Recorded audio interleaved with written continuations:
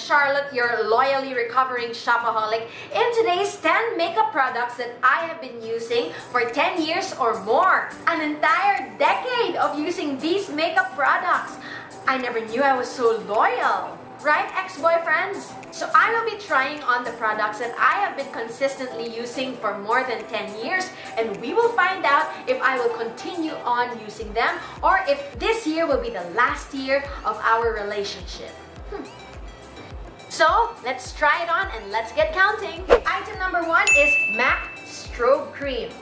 And as some of you may know, this was the exact base that my wedding makeup artist used on me on my wedding. And as you can see, it has an iridescent glow. In reality, I don't really need an extra glow from another product because my body produces its internal glow from my highly moral character. I'm kidding, my body produces a lot of oil that is like Middle East level. But even Nikki Tutorials uses this as her base. So you know, I like the sound of that. I'm leveling with the pros. So if you're an oily skin girl like me, I think this is too much for getting that glowy, dewy skin. In fact, you just look greasy. So there you go. The MAC Strobe Cream is a good moisturizer. But I just think that for the price of this, I can find other substitutes by now. And also because I feel like when I layer on my foundation and my powder, the effect of this does not show through anymore because I'm covering it up. So it's not really very useful to me unless you have perfect skin and all you need is that glow. So I think this year would be the last year that I will be purchasing this MAC Strobe Cream. It's been a good run since 2008. Thank you for your service. Next up is foundation, and I can't wait to put on foundation because this is the time of the month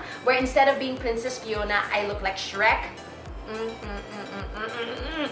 The first foundation that I want to mention to you is my Stage foundation since 2003, which is the Max Factor Pancake Pressed Makeup Foundation in shade True Beige. You know, cake foundation is perfect for a performer like me because when I am on stage, when the harsh lights are on, and when I'm doing my creative squats and my feeling pop star moves, then I have a tendency to oil up. So this is the old packaging. This contains 49 grams, but they phased it out of the Philippines for a while, so I hoarded it in Australia.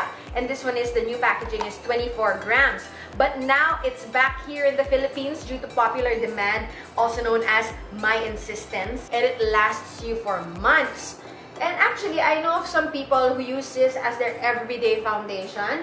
All you have to do is set it with a setting spray to get rid of the cakiness because it's very, very matte. So there you go. We have one layer of the Max Factor Cake Foundation. And at 395 pesos, I highly recommend this for people with oily skin. As long as you set it so that you get rid of the cakiness. So will I purchase this again? Let's talk after 10 years after I have used all of my stock first. And now we're moving on to another foundation which I have been using since 2003. And this is the MAC Studio Fix Foundations. This one is the liquid foundation and this one is the two-way cake. We are gonna put this on my face and this is in the shade NC25. The downside of it is that it doesn't have a pump, so you can't really control what comes out. Come out! People are waiting and watching. The good side of it is that it has a lot of shades. It has good coverage, but the shades can be very confusing. Like this is NC25 and it still appears too yellow and a bit dark on me when it dries down. I think it oxidizes after a few minutes on my skin. Perhaps that's already my skin issue and maybe not the foundation issue. So I'm NC25 on the liquid foundation, but I'm an NC35, so that skips like 2 shades on the powder. So the shade on the liquid foundation is not consistent to the powder. Back when MAC was the Nokia of cell phones back in the day, this was probably your only choice when it comes to full coverage foundation. But would I buy it again?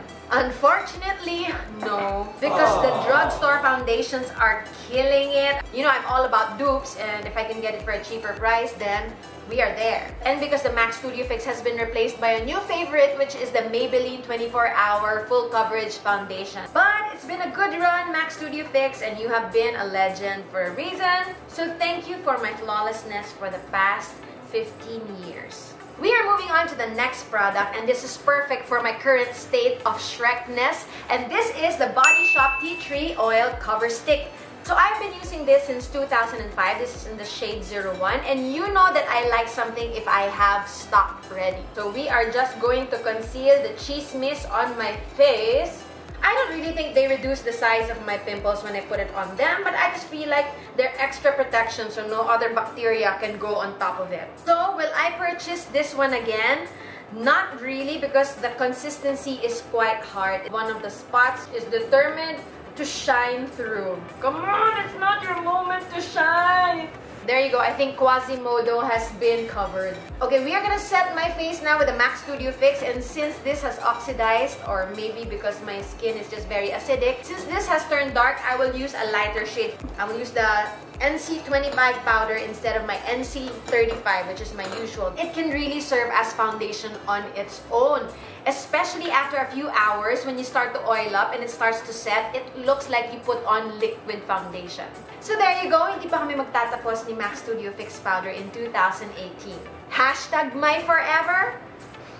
We're moving on, and this next item is for the eyebrows, and this is the Body Shop's Brow and Liner Kit. So I've completely finished off the lighter shade, and I like it because it is travel friendly. The brush is actually kind of a genius move. It has the eyebrow brush on one side and an eyeliner brush on the other. But would I consider this like the MAC Studio Fix level of Pang Forever? Unfortunately, no. This will be the last time I'm gonna be buying this. So bakit kami break na this year ni Body Shop? Well, I feel like I have outgrown using a powder product for my eyebrows. I feel like I'm more into the retractable eyebrow product when it comes to traveling, the cream pencil type. Like, this is the kind of brow product I am into now when it comes to traveling. But if you like powder products when it comes to your brows, then I highly recommend this. So there you go, that is the Body Shop Brow and Liner Kit. Another one added to the pile of makeup excess. Next up is eyeshadow, and these are the Body Shop Shimmer Cubes, which I have been using since 2003. I know what you're thinking, it's quite disgusting that some of them are already 15 years old and I'm still using them, but they just won't run out. You know that magic candle in birthday cakes, the one that you keep blowing and it just won't run out? It's like this. So them never running out is one of the reasons why I kept buying them. And another reason why I kept buying them was because I'm a hoarder. And second, the Body Shop was legendary. The Body Shop was a monopoly back then. So let me show you why I got addicted to these, and I will be using this Shimmer Cubes Palette 26. So let's go for the pinky rosy shades. I'd like to show you how they perform and why I got addicted to them. And I'm just extending it to the inner V of my eye for that brightening effect. I always use the Shimmer Cubes with a wet brush.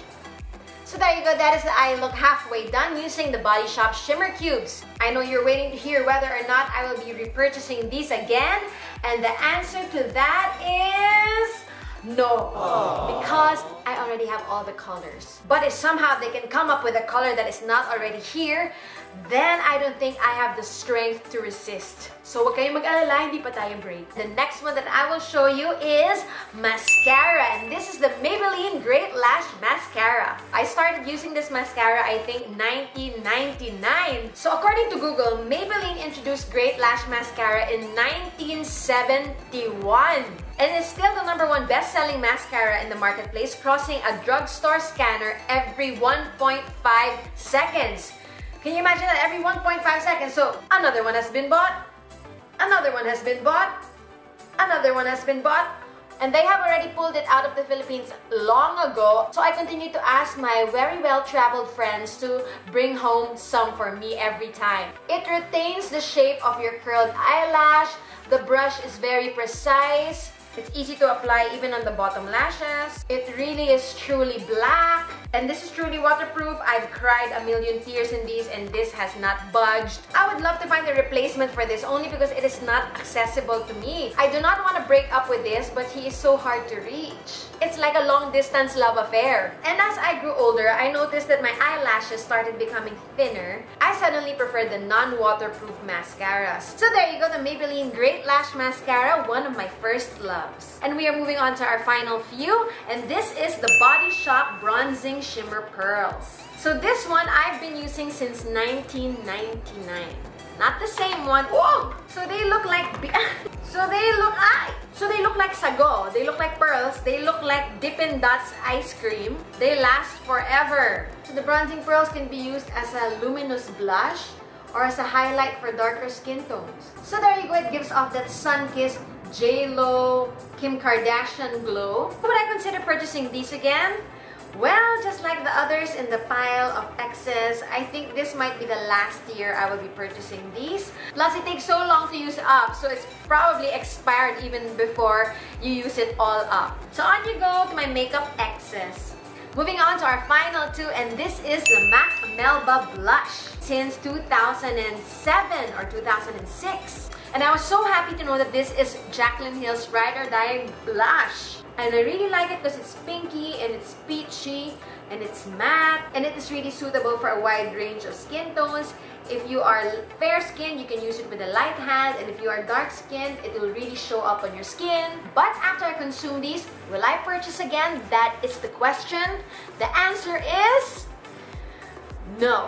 Again, the drugstore has leveled up when it comes to blushes. There are a lot more affordable blushes than these. Even Caroline, I heard, has great blushes. So again, in you go on the pile of excess. I'm so sorry, but there's someone else. We have come to the final product, and that is lipstick. And I have been using this MAC Ruby Woo lipstick since 1999.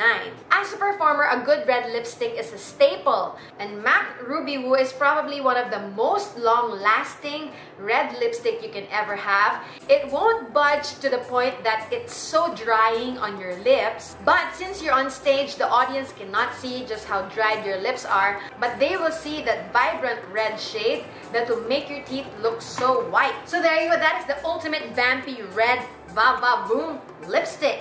But the important question is again, will I repurchase? Well, a MAC lipstick costs 1,050 and a ColourPop lipstick costs 300 pesos. I'm sorry, you're just out of my league. So there you go, everybody, almost a full face of 10 makeup products that I have been using for 10 years or more. So to recap, out of all the 10 products that I have shown you, only one remains to be irreplaceable. To the left, to the left. Maybe this serves as an inspiration for you to break up with some of the items that no longer work for you. Sometimes we just need to get out of our comfort zones, try something new, give a chance to others. And if you haven't subscribed yet, why not? I mean, please hit that subscribe button and notification bell, and I promise to make it worth your while. Please don't be missing in action in the comments section. Bye everybody, see you in the next video. Pasok. Pasok. Hi, Mr. F. Say hi, F Bombshells. What F Bombshells?